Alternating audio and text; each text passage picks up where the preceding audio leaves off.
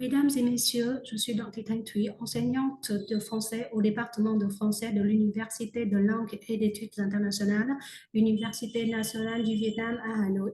Je me permets de vous présenter mon intervention qui a pour titre Valorisation du plurilinguisme et du pluriculturalisme dans l'enseignement du français langue étrangère dans les universités de la région Asie-Pacifique. Dans cette intervention, je vais aborder 3 points. Je vais d'abord expliquer les raisons qui nous ont poussés à mener cette recherche.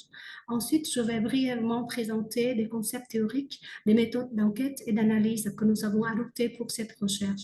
Enfin, je vais présenter les premiers résultats obtenus suite à l'analyse des données observables. D'abord, je tiens à rappeler qu'au cours de ces dernières années, les départements de français des universités de la région Asie-Pacifique ont constaté une forte augmentation des étudiants débutants en français ayant acquis des connaissances en culture anglophone. Ces étudiants possèdent ainsi un bagage linguistique plurilingue avant d'entrer à l'université.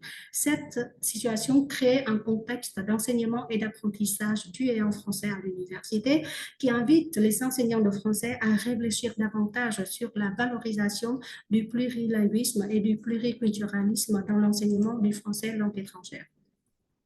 Dans cette recherche, nous avons posé 2 questions suivantes. D'abord, quels sont les obstacles que les apprenants débutants en français ont à surmonter lors de leur apprentissage en français? Puis, que devront faire des enseignants de français pour valoriser le bagage linguistique et culturel des apprenants afin de faciliter l'apprentissage du français de ces derniers? Les 2 concepts importants de notre recherche sont compétences plurilingues et pluriculturelles et approche plurilingue.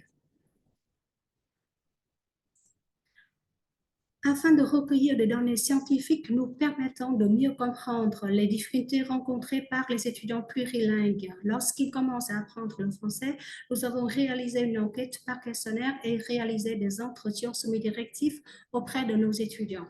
Notre échantillon d'enquête est donc constitué des étudiants en 2e année de notre département de français. Au total, nous avons reçu 81 réponses sur lesquelles nous avons basé la constitution de notre corpus d'analyse. En adoptant une analyse du discours, nous avons effectué les premiers dépouillements des données recueillies, ce qui nous permet de présenter les observations suivantes. D'abord, les résultats de notre enquête montrent que nos étudiants sont plurilingues. En effet, ils sont constamment en contact avec plusieurs langues, dont le français et l'anglais. Cependant, ils voient dans ces contacts de langue du côté plutôt négatif. Ils pensent par exemple que les contacts provoquent des mélanges de langues et des confusions dans la prononciation du français. Selon eux, ils sont fréquemment corrigés par les enseignants, parfois de manière radicale, lorsqu'ils prononcent certains mots français à la manière anglaise. Ces corrections les empêchent parfois de s'exprimer en français en cours. Puis, concernant l'auto-évaluation des compétences plurilingues, nous trouvons que nos étudiants ne sont pas très confiants en leurs connaissances plurilingues. En effet, à notre question leur demandant s'ils sont plurilingues, la grande majorité de nos enquêtés ne se reconnaissent pas en tant que tels. Sur ce point, il est de notre avis qu'il est essentiel de poser des questions concernant l'évaluation et l'auto-évaluation des compétences plurilingues. Quand peut-on dire qu'une personne est bi ou plurilingue?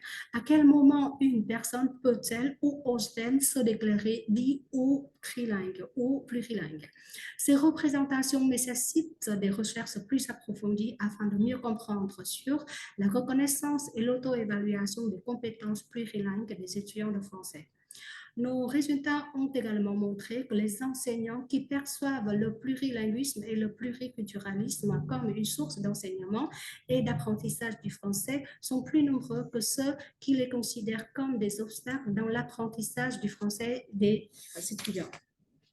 Ces résultats nous amènent à proposer des discussions suivantes. D'abord, en tant qu'enseignants, nous devons non seulement encourager les étudiants à pratiquer davantage les langues étrangères qu'ils apprennent en parallèle, mais aussi les aider à en tirer des avantages. Il ne faut pas considérer la connaissance de plus d'une langue des apprenants comme responsable de leurs erreurs phonétiques. Il faut par exemple considérer les ressemblances lexicales entre le français et l'anglais comme une source d'enrichissement lexical qui, selon nos enquêtés, facilite leur compréhension écrite. Puis, il est à noter que les départements de français de la région Asie-Pacifique sont des milieux multilingues et multiculturels. Il est donc important que les enseignants de français comprennent le contexte dans lequel ils travaillent, s'y adaptent et se dotent d'outils, de connaissances théoriques, scientifiques et des méthodes d'enseignement appropriées pour mieux enseigner. Pour conclure, si la langue est un fait social, l'enseignement des langues ne devra pas ignorer des aspects sociaux et socio-identitaires qui font partie du corps de la formation et qui sont susceptibles d'influencer le processus d'apprentissage et d'enseignement des langues. Par conséquent, nous voudrions souligner encore une fois la nécessité pour les enseignants-chercheurs de notre région d'être formés et reformés en socio-didactique en général et en pluriculturalisme, en plurilinguisme en particulier, en vue d'une valorisation du français et des cultures francophones. Mon intervention a touché à sa fin. Je vous remercie de votre attention et je souhaite recevoir toutes vos remarques ainsi que vos critiques constructives pour qu'ensemble nous puissions trouver des méthodes efficaces afin de valoriser le plurilinguisme et le pluriculturalisme dans l'enseignement du FLE dans les universités de la région Asie-Pacifique. Je vous remercie.